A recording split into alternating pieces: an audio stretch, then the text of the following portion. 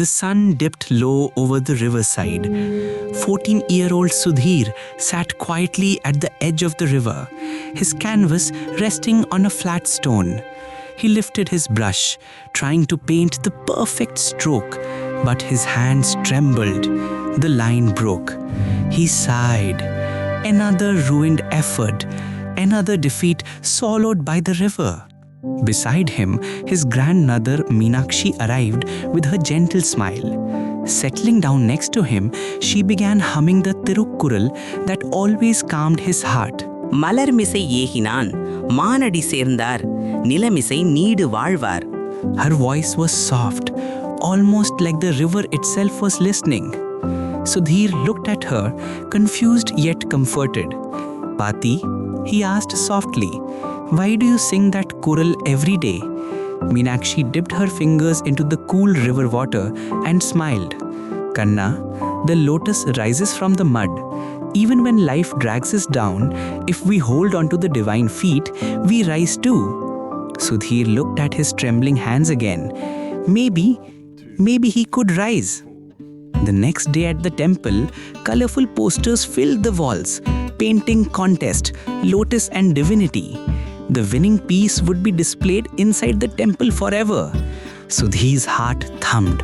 He wanted this, but his hands, would they obey? Meenakshi noticed his hesitation. Try, Kanna, she whispered, placing a gentle hand on his fingers. Don't paint with your hands, paint with your heart. For the next several nights, Sudhir tried and failed and tried again. Brush strokes bent out of shape, colors smudged, paper crumpled, tears fell silently. Then one night, thud, a sound behind him. He spun around. His grandmother collapsed on the floor. Pati, he cried, running to her side. At the clinic, the doctor's words shattered him. She needs rest and no stress. Take care of her. Sudhir nodded weakly. The contest suddenly felt meaningless. Nothing mattered except her. That night, he sat beside her, her hand in his. The blank canvas lay on the floor. Dreams faded, hope quiet. Morning arrived with a soft breeze. Sudhir walked to the river, head hanging low. Then something touched the water. A soft ripple, a gentle drift. A single pink lotus floated towards him, fresh, perfect, glowing with morning sunlight. He picked it up, and in his mind, he heard Meenakshi's voice. Those who cling to the lotus-born divine rise. With a deep breath, Sudhir ran home.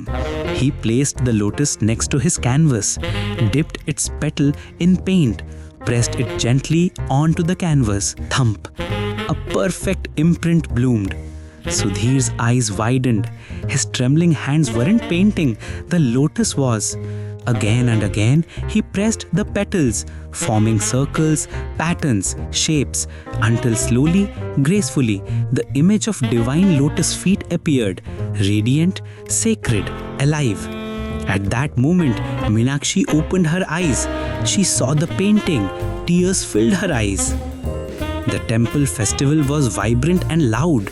Judges walked through rows of paintings. Then they stopped, staring at Sudhir's artwork, a painting made from real lotus petals, raw, pure, divine. Who created this? A judge asked. Sudhir stepped forward, nervous but proud. My lotus did, he said softly. Moments later, the announcement echoed. First prize, Sudhir. The crowd applauded. Meenakshi, standing at the back, cried tears of joy.